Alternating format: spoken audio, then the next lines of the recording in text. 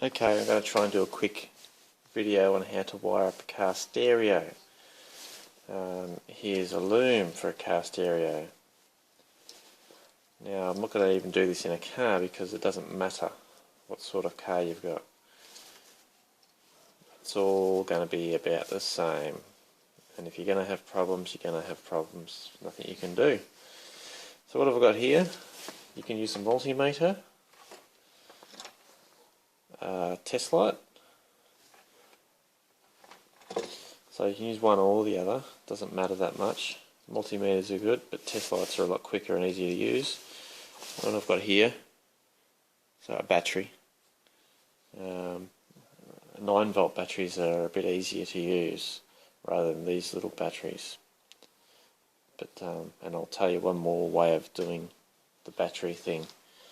But first of all, when you're wiring a car stereo, find your power wires first. So what you want to do is you find your constant power wire. So in our case it's for the yellow one. So you need to find your constant power on your car. So you want to test for it with your test light, or poke it in the loom of the car's loom. It's going to light up, obviously. Better to use a multimeter so you can read 12 volts, because some cars may have problems. You need 12 volts. So follow your radio instructions to find the car's power. So never just go by someone's instructions or a forum's instructions. Use them as a guide and make sure they're right yourself. Otherwise, you can't go blaming someone else for your own mistakes. Because if you've blown your stereo up, you've blown your stereo up. Now, so that's power. This particular radio had 2 constant powers and 1 accessory power. So the next thing you'll need to find, if your radio loom's got it, is illumination. Most radios, it's going to be orange with a white stripe. So find the illumination of the car, turn the lights on, make sure it's 12 volts, and then after you've turned on, make sure it's 12 volts, and then adjust the dimmer, make sure the voltage doesn't change. If it changes, you can't use this and it's the wrong wire. So you need to find a voltage that does not change. Alright, so you can use multimeter or a test light, for that too. Test light, you'll see the light go dimmer if it's the wrong wire, so you just need it to stay the same. Then the ground wire. Not all cars have ground in the factory loom. So again, when you test for ground, you'll need to use probably a multimeter. I use a test light. So what you could do is, if you find a wire that you think is ground, put your test light clamp on the positive that you've already found, 12 volts, that stays constant, and then probe your ground wire and then make sure nothing changes. Now, even though it might not change, still might not be the right one. The safest way is actually to go to find a ground point in the car. So generally there's one close enough by to the radio, you won't have to extend this wire too much.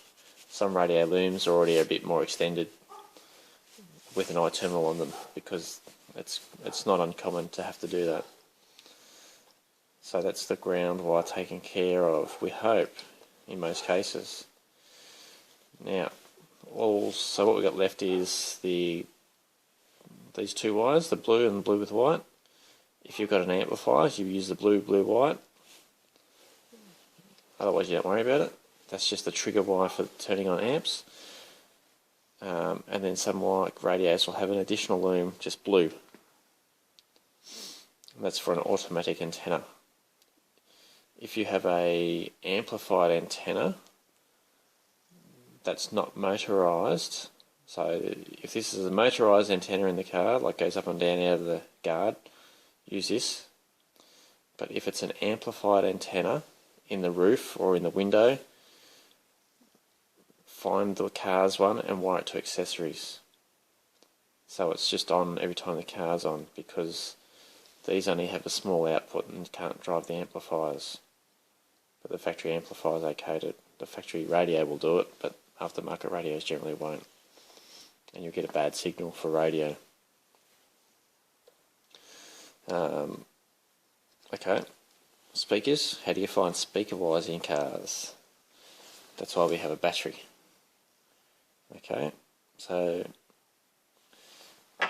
a lot of the times in most cars, the speaker wires, the factory speaker wires, are twisted in the looms, so you can visualise what they might be. You do have to be careful in modern cars though, because the CAN bus wires are twisted. You don't want to use those, otherwise your car won't work. So that's generally good to know. So you'll generally find that speaker wires are all clumped together in factory car looms, like they are on the radio looms. The colours could be anything. Like they're not going to be a common colour. They're not going to be like this. So you do need to do all your powers first and everything else. And then if you've only got left over 8 wires, then you're pretty much going to be guaranteed that they're all speaker wires. So this is where a multimeter comes in handy. You can measure them, make sure they're about 4 ohms on each one, or you can, a low voltage battery wouldn't be so bad I suppose, but that's the most tricky thing, finding speaker wires. So every car is going to be a bit different, and that's probably where forums might be a good guide. So generally you can get an average guess, then test them. And the phase of the speaker wires, yeah, sometimes you just need to listen to see if they're in phase. They'll always work if they're out of phase, but it'll sound terrible. In some cars you can't actually tell they're out of phase because the stereo speakers and the way they're set up in the cars is just not that good, and you can't do much about it, but at least you can't tell if they're out of phase, which is good. So yeah, after you've done your speaker wires, you're obviously finished because you've done all your wires. So that's pretty much it. If you can't get past that, if that's too much, then you really need to get someone else to do it if you're uncertain, because you've probably spent a lot of money on a stereo and you don't want to wreck it. So yeah, so you're going to need battery.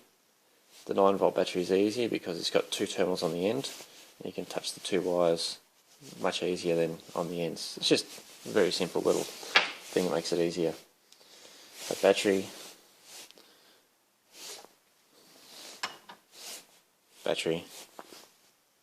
test light, multimeter. Generally all of these things are going to be good to have handy. And if you get to the end of all that and you've still got no radio reception, for example, you may need some sort of special amplified antenna adapter.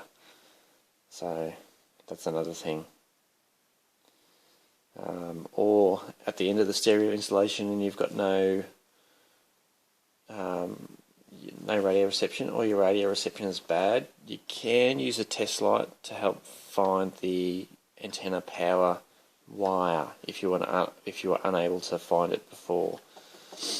So this is where you also put the end of your test light, your clamp, on 12 volts, and then use your test light to poke the rest of the wires that you didn't use. And if with the radio going, if it gets good reception, you've got the right wire. So that's one way as well. But again, make sure you're not poking CAN bus wires. You do have to be very careful. You can't just go all out poking wires and expect nothing to happen, because it can and will happen. So as I said, if you're not sure, if you've been through all this and you're still not sure, rather than poking wires, you're better off getting someone else to do it for you. Well worth the money. Thank you.